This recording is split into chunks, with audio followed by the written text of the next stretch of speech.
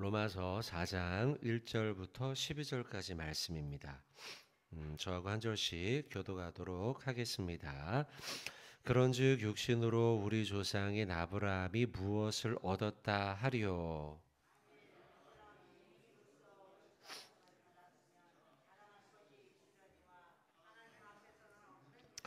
성경이 무엇을 말하느냐? 아브라함이 하나님을 믿음에 그것이 그에게 의로 여겨진 바 되었느니라.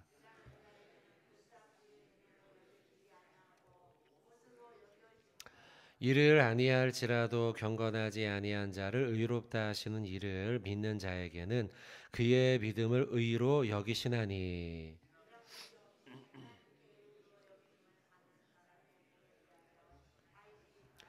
불법이 사함을 받고 죄가 가려짐을 받는 사람들은 복이 있고,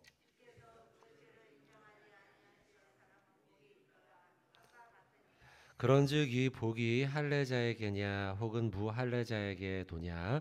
무릇 우리가 말하기를 아브라함에게는 그 믿음이 의로 여겨졌다 하노라.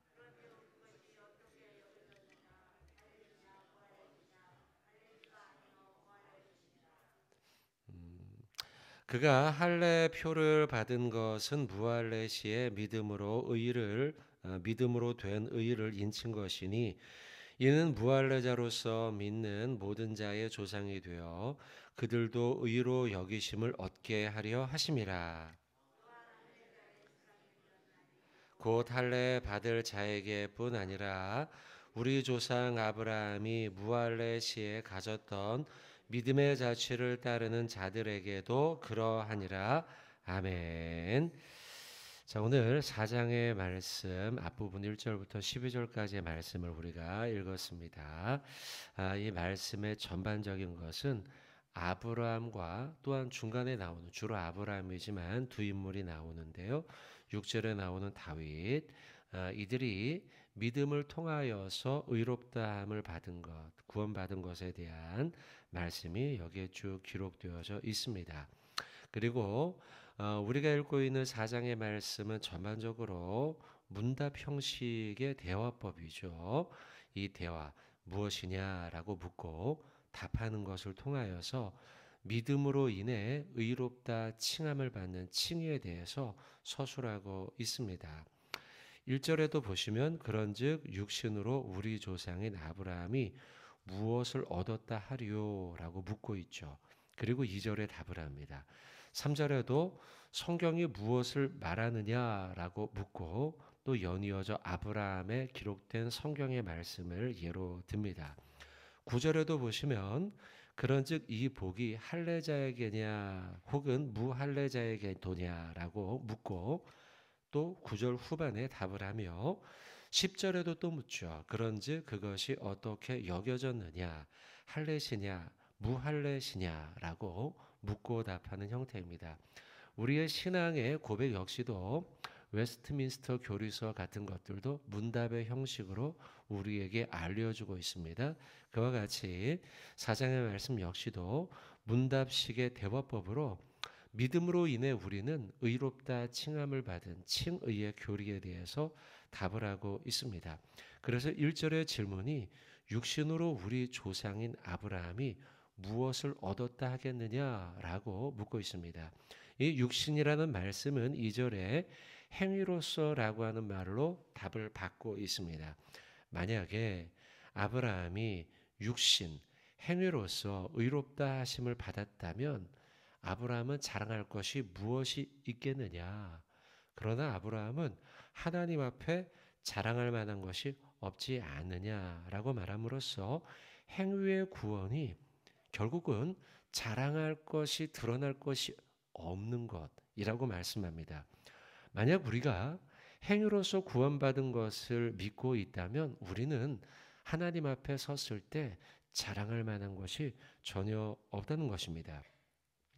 하나님 앞에 우리가 죽어 천국 문 앞에 섰을 때 너가 천국에 들어갈 만한 근거가 무엇이냐라고 묻는다면 여러분 우리가 하나님 앞에 내세울 것이 있겠습니까? 없죠. 우리는 하나님 앞에 자랑할 만한 것이 전혀 없어요. 왜냐하면 아무리 우리가 선한 일을 했다 할지라도 그에 비하면 우리의 악한 일과 죄악들이 수두룩 빽빽 많이 드러나기 때문입니다. 그렇기 때문에 하나님 앞에서 우리가 자랑할 만한 것은 없어요. 그렇기 때문에 우리의 구원은 행위로 인해 구원받는 것을 붙들어서는 안 됩니다. 우리의 구원은 믿음을 통해 구원받는 믿음의 구원을 우리는 붙들어야 합니다. 그럼에도 불구하고 우리가 만약 행위의 구원을 자꾸 붙들고 살아가려고 한다면 어떤 결과가 벌어지느냐? 이 땅 가운데 천국문 앞에서 구원받지 못하는 건 당연할 뿐 아니라 이 땅 가운데 살아가면서도 우리는요, 교만에 빠지고 자기 의에 빠지고 맙니다. 왜냐하면 우리는 죄를 가진 사람이기 때문입니다. 내가 만약 나의 행위를 가지고 구원을 논한다고 하면 그런 사람들은 자연스럽게 자기의라고 하는 자가 당착에 빠지게 된다는 것이죠. 그것이 4절과 5절이 말씀하는 바입니다. 4절과 5절에 일하는 자에게 그 삭시 은혜로 여겨지지 않습니다. 보수로 여겨집니다. 그렇지 않겠습니까? 내가 일했으니 내가 받은 보수는 내가 일한 것에 대한 결과야 라고 말하겠죠. 자기 의가 그런 것입니다. 예수님 시대 때 바리새인들이 그렇습니다. 금식을 하고 기도를 하고 봉사를 하고 사람들 앞에 그것을 자기 의와 자랑거리로 드러냈다는 것이죠. 2절에 말씀하고 있는 자랑할 것이 있으려니와 라고 하는 이 구절이 바로 바리새인들의 금식과 바리새인들의 기도와 봉사가 자기 의와 자기 자랑거리가 된 것입니다. 그러나 그것은 결코 우리를 구원의 길로 이르게 하지 못합니다. 예수님께서는 오히려 바리새인들에게 너희는 그걸 조심해야 돼라고 말씀하고 있지 않습니까? 3절의 말씀, 그러면 성경이 무엇을 말하느냐? 아브라함에 대한 예를 계속 들고 있습니다. 아브라함이 하나님을 믿음이죠. 믿음. 그것이 그에게 의로 여겨졌다라고 말씀하고 있습니다. 이 말씀은 중요한 구절이기 때문에 한번 찾아보겠습니다. 창세기 15장 6절입니다. 오늘 이 로마서 4장에 있어서 아주 중요한 근거가 되는 구절입니다. 사도 바울은 창세기 15장 6절의 말씀을 근거하고 기초하여서 오늘 로마서 4장의 말씀을 풀어가고 있습니다. 창세기 15장 6절입니다. 다 찾으셨죠? 15장 6절 같이 읽도록 하겠습니다. 아브라함이 여호와를 믿으니 여호와께서 이를 아브라함이 여호와를 믿었던 것, 그것을 가지고 여호와께서는 그를 그의 의로 여기셨다라고 하나님께서 말씀하고 있습니다. 이것은 지금 교리서인 로마서의 말씀이 아닙니다. 이것은 사건 속에 벌어지고 있는 아브라함을 향한 말씀이에요. 창세기 15장의 말씀은 여호와와 아브라함 사이에 맺어진 언약의 말씀을 기록하고 있습니다. 잘 아는 것처럼 별을 보아라, 저 땅에 있는 저 바닷가에 있는 모래를 보아라, 그와 같이 너에게 이와 같은 자손을 줄 것이야 라고 하시는 언약의 말씀이 기록된 것이 15장입니다. 이때 하나님은요, 아브라함이 행한 것 때문에 내가 너에게 이거 줄게 라고 하지 않았다는 거예요. 뭐로 그것을 약속하셨어요? 여호와를 믿는 믿음으로. 그게 6절 말씀이죠. 아브라함이 여호와를 믿으니 여호와께서 이것을 가지고 그의 의로, 이것이 뭡니까? 믿음이죠. 여러분, 그러고 보면 구약의 말씀들이 율법의 행함으로 칭의를 받는다라고 말씀하고 있는 것 같지만 여러분, 아니에요. 아브라함 이미 율법을 받지 않았던 시대, 율법은 모세 시대 때니까요. 십계명은요, 율법의 시대가 아닌 그 이전 세대였던 아브라함의 시대 때부터 무엇으로 사람이 의롭게 칭함을 받느냐? 15장 6절이 말씀하고 있죠. 뭐예요? 믿음으로라고 분명히 기록하고 있는 거예요. 요걸 머릿속에 기억하시고 오늘 본문으로 다시 돌아오십시오. 로마서 4장 3절. 성경이 무엇을 말하느냐? 이 성경은 구약을 말합니다. 구약 성경 그리고 이제 이 로마서를 기록한 그 시대의 성경은 이 구약 성경을 말하고 지금은 이제 성경 전체를 말하죠. 아브라함이 하나님을 믿음에 그것이 그에게 의로 여겨진 바 되었다. 바로 창세기 15장 6절의 말씀과 같은 말씀입니다. 이 말씀에 기초해서 사도 바울은 지금 로마서 4장을 계속해서 풀어가고 있습니다. 그렇기 때문에 일하는 사람에게 율법을 행하는 사람에게는 그 사람은 그렇게 생각할 것이다. 이 보수 싹을 받는 것이 내 보수야. 내가 이런 것의 결과야. 율법을 내가 행했지. 그러니 내가 구원받는 거야. 라고 생각한다는 거예요. 율법을 의지하는 사람들은. 그러나 5절 이를 아니할지라도 경건하지 아니한 자를 의롭다 하시는 하나님을 믿는 자. 이 사람은 어떤 사람입니까? 율법을 행한 행위가 아닌 믿음을 붙드는 자죠. 이런 사람들에게는 하나님은 그의 믿음을 의로 여기는 거예요. 훨씬 우리에게 은혜죠. 훨씬 우리에게 이익이요, 진리요, 은혜예요. 우리가 만약 행위를 붙들고 나 이거 했어, 나 저거 했어, 저거 했어 이렇게 말을 하고 그것을 의지하고 살아가는 행위를 붙드는 자는요. 그거 다 하다가 한 가지 안 하면 문제가 발생하지만 믿음을 붙들고 살아가는 자는요. 내가 행한 것을 자랑하지 않아요. 내가 행하지 못한 것들도 너무 많으니까요. 그러니 자기의에 빠지지 않아요. 그리고 무엇을 의지하느냐? 하나님을 믿는 믿음을 의지하게 되어 있다는 거예요. 유대인들의 사고는 어디에 머물러 있냐면 창세기를 바라보면서도 불구하고 아브라함을 바라보면서도 불구하고 모리아산 사건에 머물러 있어요. 창세기 22장 1절 찾지 않습니다. 1절로 18절의 말씀인데요. 이삭을 제물로 바쳤던 사건이죠. 그래서 이스라엘 사람들 유대인들은 아브라함 하면 그가 믿음의 조상임에도 불구하고 그가 행한 이삭을 바쳤던 사건, 그가 행동하지 않았나? 라고 하는 것이죠. 그러나 우리가 방금 살펴본 이 아브라함의 사건은 더 이전이에요. 22장이 아닌 방금 몇 장이었습니까? 창세기 15장이었죠.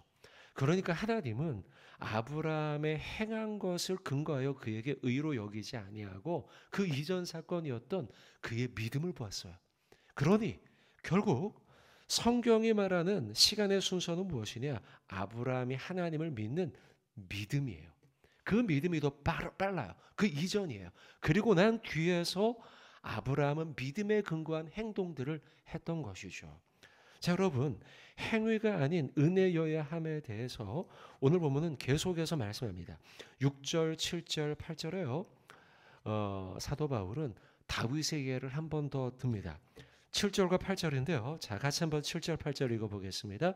불법이 사함을 받고 죄가 가려짐을 받는 사람들은 복이 있고 주께서 그 죄를 자, 7절, 8절 그리고 9절에요. 지금 복에 대한 말씀이 한 절씩 계속 기록되어 있습니다. 그죠? 7절 끝에 복이 있고 8절 끝에도 복이 있도다. 그리고 9절 앞부분에 그런즉 이 복이 자 하나님이 주시는 복에 대한 말씀입니다. 그리고 이 복은 결국 복음을 말씀하는 것이고요. 그 복음은 결국 은혜에 대한 것이죠. 은혜에 기반한 복음이죠. 자, 불법이 사함을 받고 죄가 가려짐을 받는 사람이 복이 있다. 행위가 부족한 자죠. 행위 언약에 따르면 결코 복받을 수 없는 인생이에요. 그런데 그럼에도 불구하고 그가 다 행하지 못했음에도 불구하고 복을 받아요. 또 8절에도 주께서 그 죄를 인정하지 아니하실 사람 행위 언약에 따르면 뭔가 결격 사유가 있어요. 그런데도 그에게 복이 있어요. 어떤 것이 그에게 복이 될 수 있는가? 자, 지금 다윗의 6절 끝에 나오면 다윗이 지금 언급한 말씀인데요. 이 말씀은 시편 32편에 나오는 말씀을 인용한 것입니다. 사도 바울이요. 인용한 것인데 다윗이 지금 자신의 고백과 경험을 지금 여기에 기록해 놨어요. 시편 30편 기록했고 인용했죠. 그러면 다윗이 무엇을 경험했느냐? 다윗도 하나님의 말씀을 행위로 지키기 위해 많이 애썼어요. 실제로. 그러는데 살다 보니 자기가 그 율법을 다 지킬 수 있었습니까?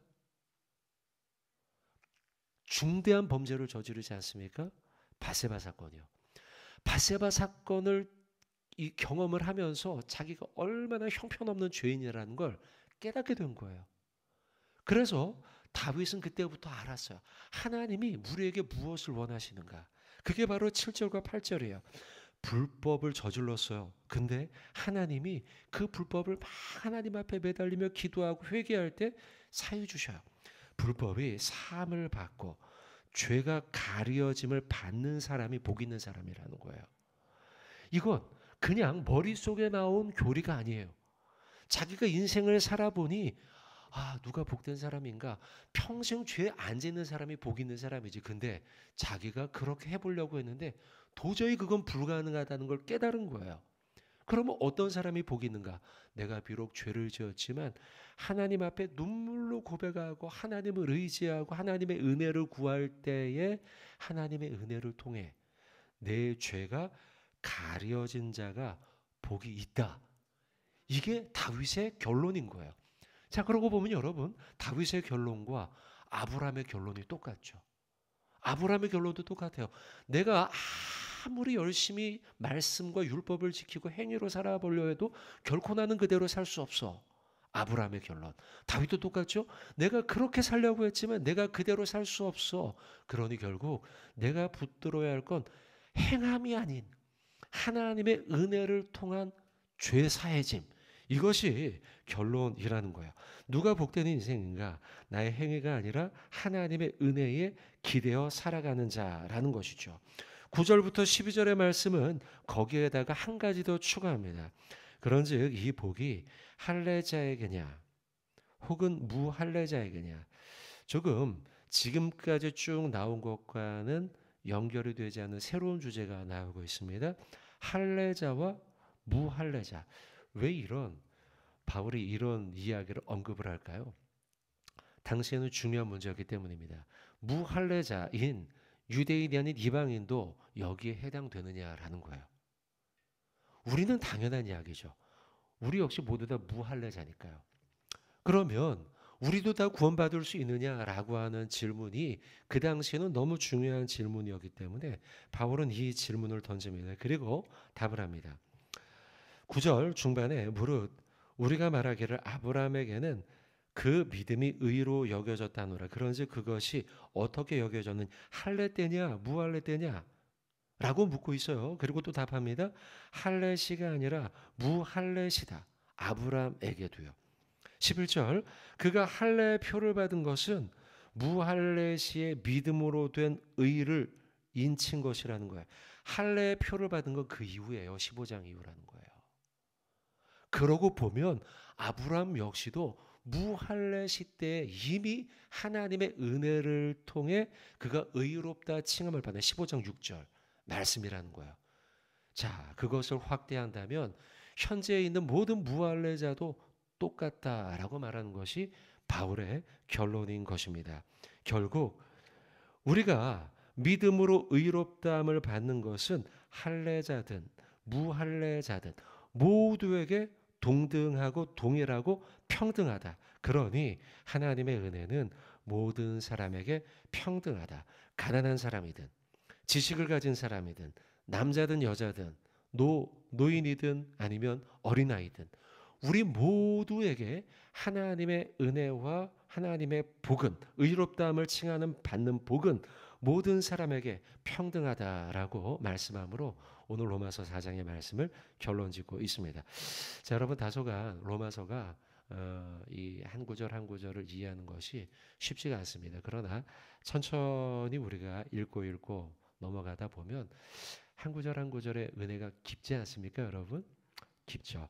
자, 오늘 말씀을 한번 정리해 보겠습니다. 오늘 말씀은 1절, 2절부터 시작되는 말씀을 통하여서 행위의 구원은 자칫 우리를 교만과 자기의로 빠지도록 만든다라고 하는 2절의 말씀을 통해 그 말씀이 기록되어 있어요.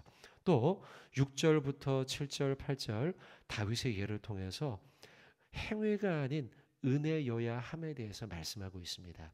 그래서 결국 나의 죄가 가리워지는 것은 그런 자, 나의 죄를 안 지을 수 없으니까요. 그런 자에게 하나님의 은혜가 임해야 돼서 또한 9절부터 10절, 12절까지의 하나님의 은혜는 모든 사람에게 평등하다라고 말씀하고 있습니다. 여러분 오늘 이 말씀을 하루 종일 말씀에 가슴속에 묻고 사시면서 하나님의 은혜로 살아가는 복된 하루 되시길 주님의 이름으로 축원을 드립니다.